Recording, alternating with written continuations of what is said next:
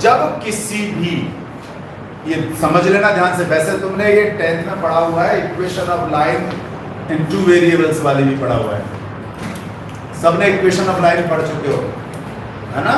पहले भी ध्यान नहीं देते। डिग्री कितनी है इसमें? 1।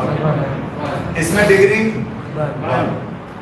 ये 2 वेरिएबल है, यहाँ 1 वेरिएबल है, बस इतना सा फर्क है, ये 1 वेरिएबल वाले हैं और ये दोनों 2 वेरिएबल। तो चाहे 1 वेरिएबल हो या 2 वेरिएबल, अगर डिग्री 1 है तो वो लीनियर इक्वेशन ही होगी, सिंपल। यानी स्ट्रेट लाइन की इक्वेशन होगी कब? डिग्री 1, जब डिग्री 1। ठीक हो गया? अगर डिग्री 2 हो जाए, जैसे क्वाड्रेटिक फॉर्म आ गई, तो वो स्ट्रेट लाइन नहीं कही है। स्ट्रेट लाइन कब मानी जाती है? सिंपल, समझ में आ गया? अब फर्क पड़ता है 2 वेरिएबल 1 वेरिएबल, ये फॉर्म हो गई, वेरियस फॉर्म्स। एक और तरह से भी फॉर्म होती है, और वो फॉर्म होती है हमें क्या गिवन हो कि हम इक्वेशन ऑफ लाइन पता कर लें। ये भी तो है ना, जैसा आपने पहले पढ़ा होगा कॉन्ग्रुएंसी वाला। कॉन्ग्रुएंसी में कहीं एसएसएस पढ़ते हो तो कभी एसएएस पढ़ते हो तो कभी एएस पढ़ते हो ना, आरएचएस वगैरह खूब पढ़ा होगा ना। ये अलग अलग फॉर्म है उनके, क्या नाम है, कॉन्ग्रुएंसी के लिए। ऐसे ही स्ट्रेट लाइन की इक्वेशन बताने के लिए, इक्वेशन यानी डिग्री वाली। एक और चीज आप लोगों ने 10th में किया है कि मान लो इस इक्वेशन को आप लोगों ने ग्राफ में प्लॉट किया, तो आपको पता है एक आ जाएगा 0 3, एक आ जाएगा 3 0 3 0 0 3। आप ये लाइन ड्रॉ कर देते, होगी ना लाइन? अब ये जो लाइन है, क्या ये 2 पॉइंट लाइन है या 2 पॉइंटों के बीच की पोजीशन लाइन है या इनफाइनाइट है दोनों साइड? फिर समझ लो, जब हमने इसको प्लॉट किया है तो क्या ये दोनों पॉइंट लाइन है या लाइन सेगमेंट लाइन है? इसकी, इस वाले की बात कर रहा हूं केवल मैं, या इधर भी इनफाइनाइट और इधर भी इनफाइनाइट? कोई बताएगा? ये जो लाइन है ना बेटा, ये पूरी लाइन है और वो भी इनफाइनाइट दोनों साइड, तो उसके केवल 2 ही पॉइंट नहीं होंगे, जितने भी पॉइंट यहां होते हैं, जो भी पॉइंट यहां होंगे, वो सब इसकी टेबल में हम लिख सकते हैं, जितने भी पॉइंट। इसीलिए इक्वेशन में जो x और y है वो एक जनरल पॉइंट, आप लोगों ने सेट पढ़े ना, सेट को सेट बिल्डर फॉर्म में लिखा है ना, x such that x is a natural number, ऐसी पढ़ते हो ना, इज या आर, क्यों? क्योंकि है वो सिंगल, लेकिन रिप्रेजेंट किसको कर रहा है? All natural numbers. ध्यान में आ गया ना? ऐसे ही ये जो x y है, आप गारंटी से इसकी वैल्यू बता सकते हो कि कितनी होगी? कि जी ये फिक्स वैल्यू, कितनी वैल्यू निकाल सकते हो जिससे कि वैल्यू 3 आ जाए? इनफाइनाइट। हम कुछ भी सोच सकते हैं, बताओ जरा, 0 3 3 0 के अलावा कोई और बताना ऐसी वैल्यू जिन्हें मिलाकर 3 आ जाए। 2 और 3 मिलाकर 3 आ जाएगा। कहां ध्यान है? बैठो, तुम बोलो एक। 0 3 तो और 3 0 तो पहले बोल दी थी, और बोलो। ऐसे सोच रहे जैसे पता नहीं कितना कठिन प्रश्न आ गया। क्या हुआ? ये भी नकल करेगा क्या? ऐसे 2 नंबर जिनको प्लस करने पर 3 आए। किसने क्या बोला था? वही 2 और 1। नकल करने के लिए सोच के आते हो क्या? बैठ जा। हाँ, 6 माइनस 3 हो सकती है ना? तुम बोलना कोई है? -8 + 5 में 3 आ जाएगा। सॉरी, या सॉरी कहने से 3 सही हो जाएगा क्या? यानी मैं ये देख रहा हूँ कि इतनी छोटी सी चीज पर आपको इतना सोचना पड़ रहा है। अब क्या करना है उसमें, तेरा ध्यान कहाँ है? बैठो, तुम बताओ एक। हाँ, 4 - 1, तुम बोलो एक। 9 - 6। कोई दिक्कत है क्या इसमें सोचने में? कितने आसानी से हो सकता है। क्यों ऐसे कठिन बना देते हो गणित को कि जैसे बताने की कितनी कठिन गणित है। सिंपल सिंपल से ले सकते हो सकते हैं ना। तो ये सभी सारी वैल्यू किसकी आ रही है? x और y। किसकी वैल्यू आ रही है? जो इस इक्वेशन को सेटिस्फाई कर रहे हैं। तो यानी x y रिप्रेजेंट कर रहे हैं इस पूरी लाइन। ठीक हो गया? यहां तक किसी को कोई दिक्कत? बोलो, कोई दिक्कत नहीं ना। तो अब जो हम पढ़ने जा रहे हैं वेरियस फॉर्म, इस वेरियस फॉर्म में सबसे पहले अगर हम ऐसे कहें तो जरा बताना मुझे, ये x एक्सिस है, ये y एक्सिस है, और डिस्टेंस मान लेते हैं 2। इस वाली की इक्वेशन क्या हो? कितनों को पता है? जरा हाथ खड़ा करो। इस स्ट्रेट लाइन है या नहीं? ये है ना। इसकी इक्वेशन क्या मानी जाए? इसकी इक्वेशन 0। Sir s = 2। हाँ, मैंने पूछा कि तुमसे तो क्यों होगा ये बता रहे हैं जो बता। x प्लस y = 2 देख लो। इसीलिए कहता हूं उत्तर तब दो जब पूछा जाए। होता क्या है, वरना वो 2-4 बच्चे ही समझ में रह जाएगा, बाकी बच्चे फिर कंफ्यूज रहेंगे। तो बताएगा कुछ? x = 2। क्यों x प्लस y क्यों नहीं आया इसमें? क्योंकि 1 वैल्यू मतलब कि एक ही होता। कैसे मालूम? ये कैसे पता कि एक वेरिएबल है? मैं यही तो पूछ रहा हूँ। चल बता। सर x = 2 है इसलिए क्योंकि y x एक्सिस पे 0 है। कैसे पता? मैं यही तो पूछ रहा हूँ। क्योंकि x एक्सिस पे है ना। क्यों? यहाँ पर देख लो, यहाँ पर क्या y की वैल्यू 0 है? इस कोऑर्डिनेट मैंने पॉइंट लगा दिया, तो यहाँ का पॉइंट मान रहा है, यहाँ तो मान लिया 2 0। यहाँ कोऑर्डिनेट तो कुछ और होगा। सर ये पैरेलल में तो y एक्सिस दिया है। हाँ, ये है उत्तर। इसे समझ लो, उत्तर देना सीखो, कॉन्सेप्ट क्लियर चाहिए। बैठो। इसलिए नहीं कि x = 2 है, 0 है। y की वैल्यू 0 कहाँ है भाई? y की वैल्यू तो देख लो, इस लाइन पर अलग अलग होती चली जाएगी कि नहीं होती जाएगी? होती जाएगी ना। जितना ये ऊपर बढ़ेगा 1 2 3 4 5, अगर यहाँ कोऑर्डिनेट देखोगे तो 2 5। लेकिन क्या ये लाइन आगे या पीछे बढ़ाने पर y एक्सिस को काट सकती है क्या? Sir parallel. इसका मतलब y एक्सिस के पैरेलल है, यानी y एक्सिस को कभी नहीं काटेगी। तो ये केवल वन वेरिएबल की इक्वेशन होगी, और वो भी रहा किसकी? x axis. मान लो मैंने x एक्सिस के पैरेलल कोई लाइन खींची होती, d डिस्टेंस। अब ये x एक्सिस को कभी नहीं काट सकती, ठीक है ना। तो यहां सिंगल वेरिएबल है और वो है y। क्यों है? तो जिस एक्सिस को स्ट्रेट लाइन काटती है वो वेरिएबल है। x एक्सिस के पैरेलल वाली ने y को काटा तो केवल y वेरिएबल रहेगा। y एक्सिस के पैरेलल वाली ने x एक्सिस को इंटरसेप्ट किया है, x होगा। तो जो स्ट्रेट लाइन जिस एक्सिस को इंटरसेक्ट कर रही है वही वेरिएबल रहेगा। लेकिन अब मान लो पैरेलल नहीं है, कोई और है, और वो भी चलो छोटी सी बना देता हूं, इतनी सी। अब ये तो ना तो x एक्सिस को काट रही है ना y एक्सिस को काट रही है। अब क्या करें? ना तो x खड़ा होगा, बोलो, ना तो x होगा ना y होगा। क्या कहना है? जल्दी बोलो, टाइम मत लगाओ। यस या नो? क्यों? बैठ जाओ, जल्दी बोल फटाफट। पैरेलल नहीं है, दैट इज द आंसर। बेटा नहीं काट रही हो, लेकिन आगे या पीछे बढ़ाने पर काटेगी क्या नहीं काटेगी? और ये किसी पहचान समझ लो, क्या ये इतना सा पोर्शन एक्स एक्सिस के पैरेलल है क्या? No sir. वाई एक्सिस के पैरेलल है क्या?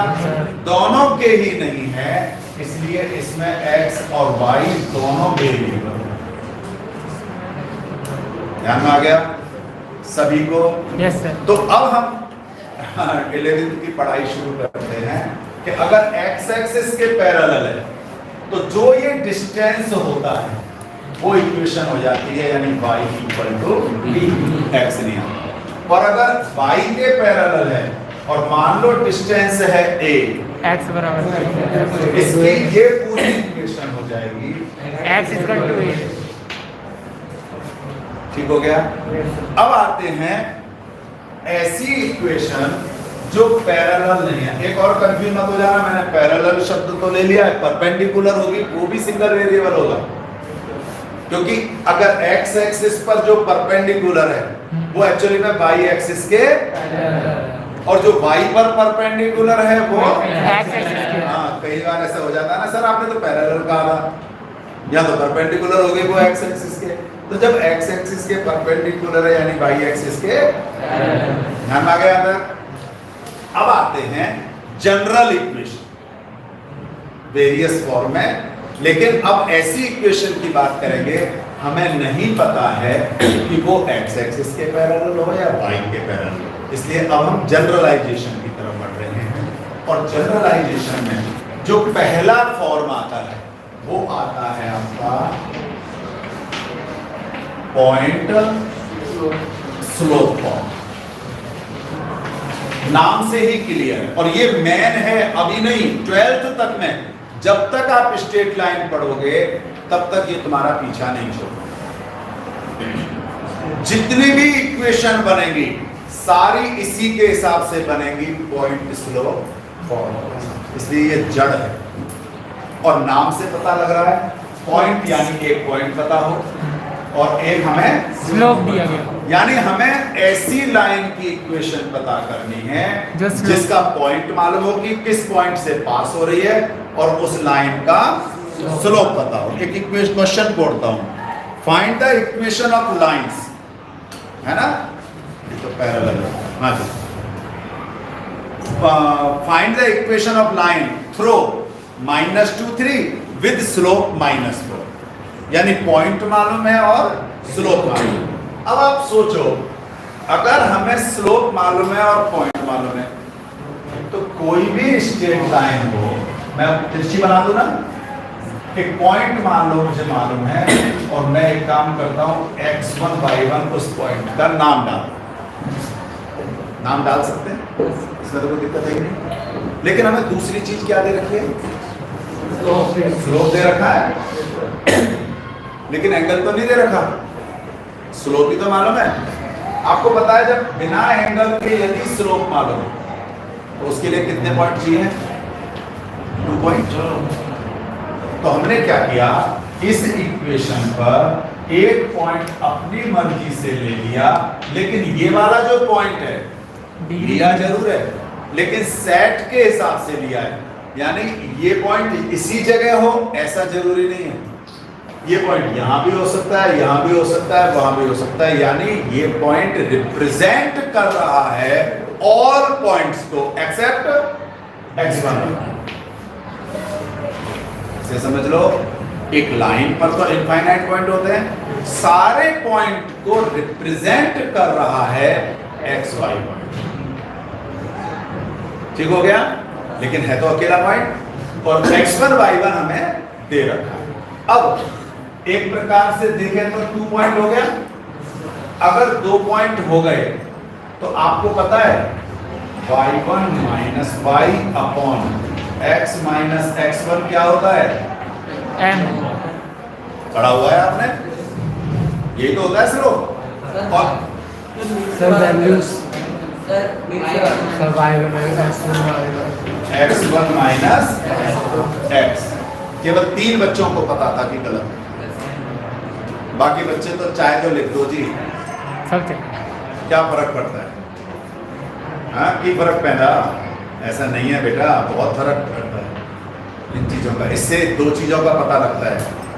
पहला तो ये कि कॉन्सेप्ट आपको क्लियर है कि नहीं, और दूसरा ये कि आपका कंसंट्रेशन कितना है पढ़ते समय। इसका मतलब आपका ध्यान नहीं है या पढ़ाई करते समय। अगर ध्यान है तो तुरंत टोकना चाहिए कि सर ये कैसे आया। क्लियर? आगे चलें। m कहीं भी लिख सकते हो, हम ऐसा भी कर सकते हैं m इक्वल की बातें की। अब हम इसका m अपॉन 1 करके क्रॉस मल्टीप्लाई कर सकते हैं। क्रॉस मल्टीप्लाई करने के लिए 1 को यदि यहाँ इनटू, एक काम करता हूं मैं आपको आसान करने के लिए, इसको मैं ऐसे कर देता हूं जिससे आपको दिक्कत, क्योंकि y तो वेरिएबल है, y1 दिया हुआ है, y तो वेरिएबल है और y1 दिया हुआ। y माइनस y1 तो नीचे x minus x1। Yes sir. अब क्रॉस मल्टीप्लाई करते समय y माइनस y1 m से इंटू हो जाएगा।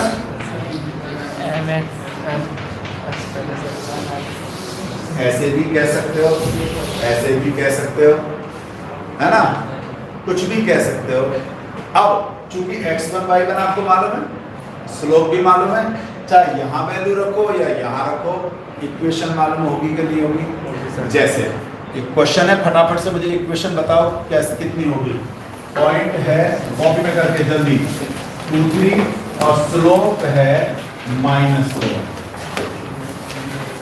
इसके बाद ये क्लियर है बेटा सबको?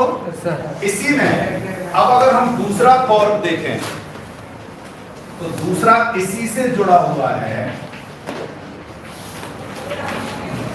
और वो है 2.4।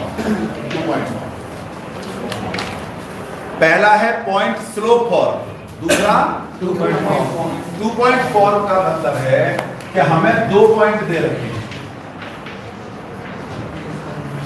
हमें x1 y1 भी दे रखा है और स्लोप नहीं पता नहीं। पिछले वाले में तो स्लोप मालूम था, लेकिन अब हमें स्लोप नहीं पता। तो हमें फर्क क्या पड़ गया? स्लोप नहीं दे रखा है ना, तो स्लोप निकालना तो आता है तुम्हें 2 पॉइंटों से। m की जगह, अच्छा मिटा दिया क्या मैंने, m की जगह जैसे हमारी वो इक्वेशन थी y minus y1 equal to x minus x1, यही थी ना। हम m की जगह स्लोप निकाल सकते हैं ना, y2 माइनस y1 अपॉन निकाल सकते हो ना। तो इस तरह से ये हो जाएगा y2 minus y1 x2 minus into x minus x1 इधर y माइनस y1। दूसरा तरीका, अब ये x y तो हमें पॉइंट लेना ही है, तीनों पॉइंट कोलिनियर है, तो उतारने में लगा रही हो, समझिए मत कभी भी। एक भी प्रश्न का उत्तर नहीं दिया है अभी तक। जो बच्चे उतारने पर ज्यादा ध्यान देते हैं ना, वो समझते नहीं है। 3 पॉइंट है, तीनों कोलिनियर होंगे नहीं होंगे? अगर तीनों कोलिनियर होंगे तो एक बात बताओ, इनका स्लोप और इनसे स्लोप दोनों सेम होगा कि नहीं होगा? आप पढ़ चुके हो? 3 पॉइंट अगर कोलिनियर है तो तुमसे स्लोप इक्वल होगा। अब देख लेते हैं एक बार इक्वल है कि नहीं। इन दोनों से देखो तो y minus y1 upon x minus x1 equal to, इनसे देखेंगे तो y2 minus y1 x2 minus x1। बिल्कुल ऐसा कैसे आ जाएगा देख लो, x माइनस x1 नीचे ले ले तो y माइनस y1, या यहां से x माइनस x1 को उधर ले जाए तो ये बन जाएगा बिल्कुल इसी तरह का। आप चाहे ऐसे लिखें या ऐसे करें, हो जाएगा। Yes sir. हाँ, ये आपकी मर्जी है, किसको x1 y1 लो, किसको x2 y2। तो चाहे 4 माइनस 3 कर सकते हो, तो अगर 4 माइनस 3 करोगे तो 1 माइनस माइनस 2 करना पड़ेगा जिससे 3 आ जाएगा। और अगर आप इसको पहले मानोगे तो 3 माइनस 4 करोगे तो -1 अपॉन -3, यानी फाइनली जो स्लोप आ रहा है वो 1 अपॉन 3 आ रहा है। पर एक और गलती जो ज्यादातर होती है बच्चों से, हालांकि उसका बड़ा फर्क नहीं पड़ेगा, वो है जब आप इसको x1 y1 ले रहे हो तो फिर y माइनस y1 में यही लिखो। इसको अगर x1 y1 लिख रहे हो तो हालांकि मैंने बताया ना इससे बड़ा फर्क नहीं पड़ेगा, लेकिन अपनी आदत ठीक करो। किसको x1 y1 ले रहे हैं क्लियरली पता होगा तो कभी भी गलत होने के चांस नहीं। सबको क्लियर हो गया? इसके बाद इसी से मिलता जुलता, कितना आंसर है इसका? पता नहीं आंसर तुम जानो, मुझे कॉन्सेप्ट बताना है, आंसर तुम देखो, सही है कि नहीं? ऐसे ही अगला है इंटरसेप्ट फॉर्म। अब इंटरसेप्ट फॉर्म से पहले तो ये पता होना चाहिए कि इंटरसेप्ट किसे कहते हैं। तो बता सकता है इंटरसेप्ट? इंटरसेप्ट मान लो ये लाइन है,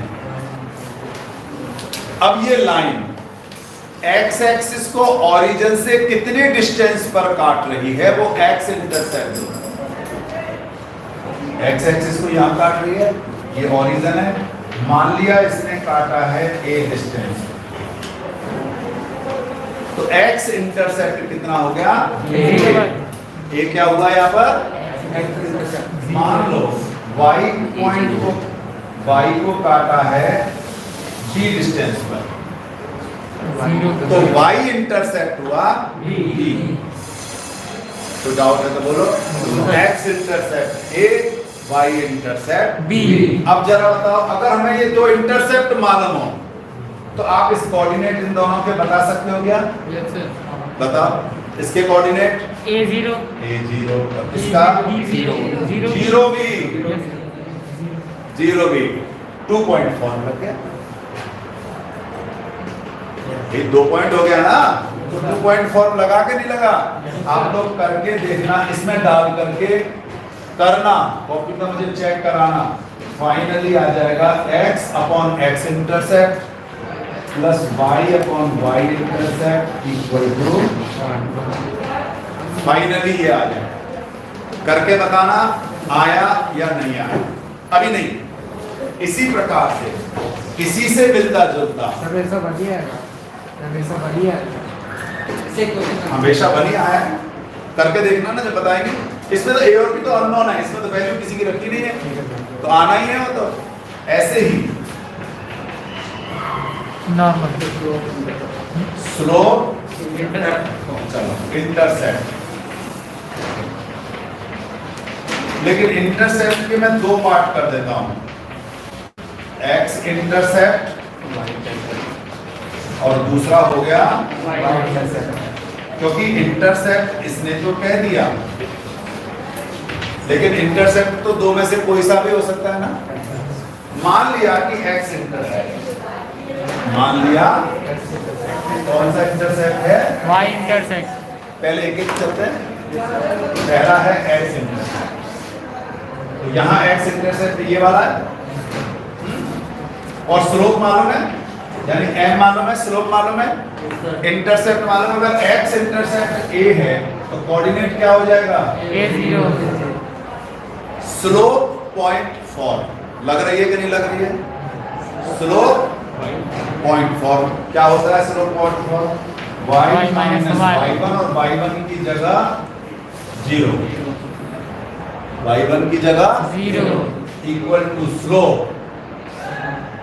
क्या आएगा? x माइनस x1, वही x x1 का मतलब a, y1 की जगह 0, तो फाइनली आपके पास आ गया y equal to m into X minus किसका फॉर्म है ये? x intercept and slope form, x intercept and slope. मान लो y इंटरसेप्ट होता, मान लिया हमने कौन सा है ये, इसको बुक वालों ने c माना हुआ है, इसलिए मैं c ले रहा हूं। y इंटरसेप्ट कोऑर्डिनेट क्या होगा फिर इसका? 0 और स्लोप तो दे ही रखा है M है ना। जरा कोऑर्डिनेट बोलो, y minus C equal to M y equal to mx minus c उधर गया प्लस c। तो ये आ गया आपका। आपने देखा होगा मेन कौन सा फॉर्म था? Point slope form.